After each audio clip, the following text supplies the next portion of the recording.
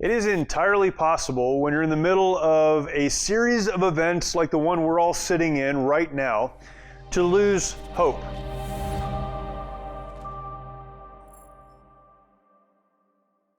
I've talked about hope often as I've brought to you different perspectives on life and what's happening around us, but hope is absolutely essential if we're going to move forward in a good way.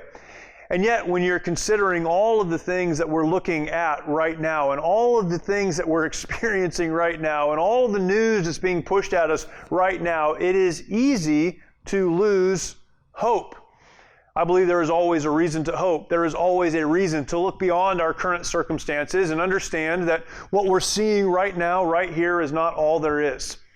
Sometimes, however, the reason we lose hope in the moments like the ones that we're in right now is because we believe, falsely most of the time, that we're the only ones who have ever experienced a situation, a circumstance, a difficulty like this one.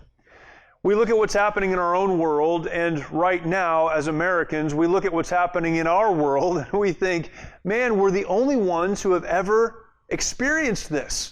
No one else knows what it's like to go through a moment in time like this one, and because no one else understands it and no one else has experienced it, maybe there is nothing beyond. That's just not true. But saying it's just not true is often not enough. In fact, what we really need in moments like this, as I've mentioned before, and as is the title of this segment, what we need is a different perspective.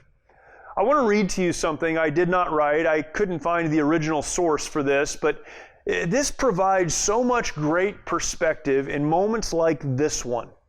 Listen to me as I read this. Again, I didn't write this, and I don't know who did, but I'll read it to you. For a small amount of perspective at this moment, imagine you were born in 1900. When you are 14, World War I starts and ends on your 18th birthday, with 22 million people killed. Later in the year, a Spanish flu epidemic hits the planet and runs until you are 20. 50 million people die from it in those 2 years. 50 million. When you're 29, the Great Depression begins. Unemployment hits 25%. Global GDP drops 27%. That runs until you're 33. The country nearly collapses along with the world economy. When you turn 39, World War II starts. You aren't even over the hill yet. When you're 41, the United States is fully pulled into World War II. Between your 39th and 45th birthday, 75 million people perish in the war, and the Holocaust kills 6 million.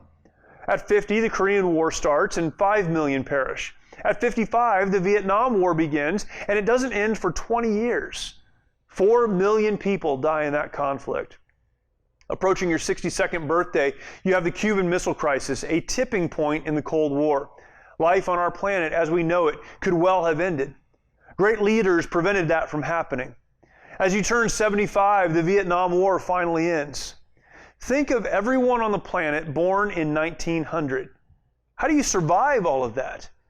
A kid in 1985 didn't think their 85-year-old grandparent understood how hard school was. Yet those grandparents, and now great-grandparents, survived through everything listed above.